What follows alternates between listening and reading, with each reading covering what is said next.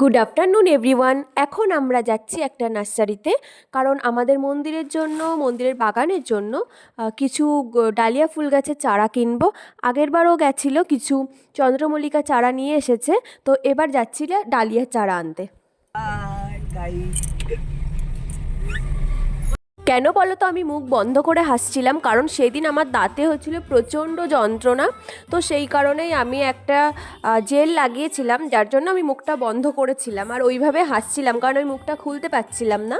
মজা করতে করতে আমরা কিন্তু চলে এসেছি নার্সারিতে। আর এইবার না খুব একটা ভালো কোনো গাছই হয়নি।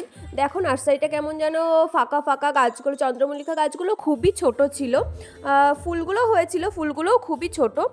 এখন আমাদের বাগানে নিয়ে গেলে ট্রিটমেন্ট করলে হয়তো অনেক ভালো হবে।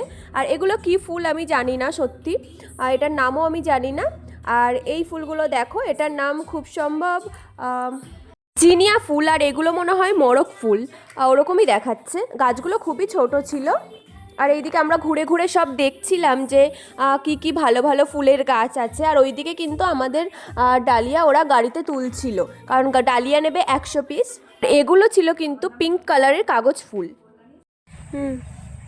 এই মাঝখানে থাকে, কিন্তু এটা আবার একটু ঝাঁকানো না, আমি এরকমও দেখেছি।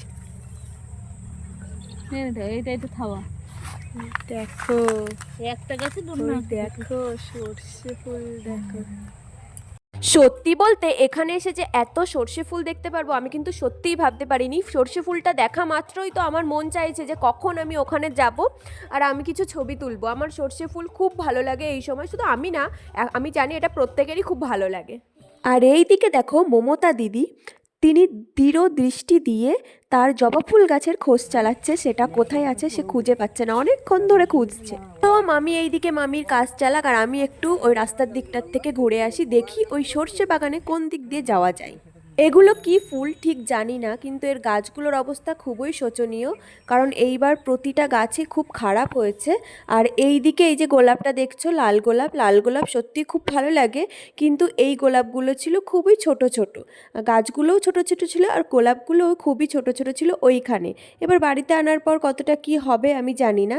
আর এটা ছিল পিঙ্ক কালারের, আর ওই দিকে ছিল লাল কালারের। মামি নিয়েছিল ইয়েলো কালারের গোলাপটা, আর এটা ছিল কিন্তু একটা ইয়েলো কালারের রঙ্গনা, যেটা আমি ফার্স্ট টাইম দেখলাম। আমি আগে কখনো ইয়েলো কালারের রঙ্গনা দেখিনি। আর একটা কালারের রঙ্গনা আমি দেখেছি এখানে, সেটা হলো পিঙ্ক কালারের। আর এই যে ডালিয়া গাছ এখানে সব গোছাচ্ছে, এই যে গাড়িতেও তুলছে। আর এই দিকে দেখো রাস্তার এই দিকে যে কাগজ ফুলটা দেখছো, এটাও কিন্তু খুব সুন্দর, মানে 3টে কালার আমি এখানে দেখেছি, পিঙ্ক কালার, হোয়াইট কালার আর এই কালারটা। তো এই 3টে কালার একসঙ্গে যদি রাখা যায় না, খুব ভালো লাগবে। আর এই দেখো আমি কি দেখতে পেয়েছি এবার, তো এরা দুজন পুরো একই রকম দেখতে, অনেক দিন পর আমি দেখলাম। আর এই গাছগুলোও খুব সুন্দর ছিল, যদি এগুলো মানে কোনো বাগানে চারিপাশ দিয়ে লাগানো হয় এক লাইনে, খুব ভালো লাগবে দেখতে। আর এই দিকে আমি দেখেছিলাম একটা কুল গাছ, তাতে বেশ কিছু কুল হয়েছিল, কুলগুলোও ছিল একদম ছোট ছোট। এটা কি কুল আমি ঠিক বলতে পারবো না।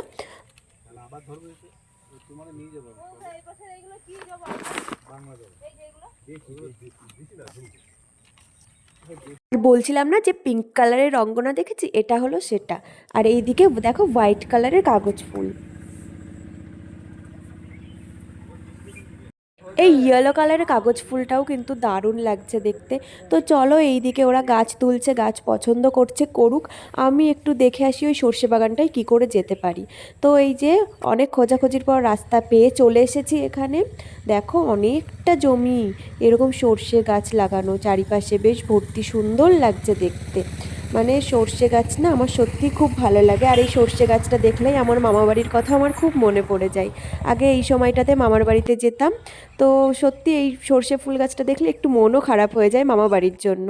আর এই যে আমরা বাড়িতে চলে এসেছি 100 পিস ডালিয়া নিয়ে। তো ভিডিওটা এখানেই শেষ করছি। ভিডিওটা তোমাদের কেমন লাগলো অবশ্যই জানিও, আর ভালো লাগলে কিন্তু চ্যানেলটিকে সাবস্ক্রাইব করে দিও। দেখা হচ্ছে পরের একটি ভিডিওতে। টাটা।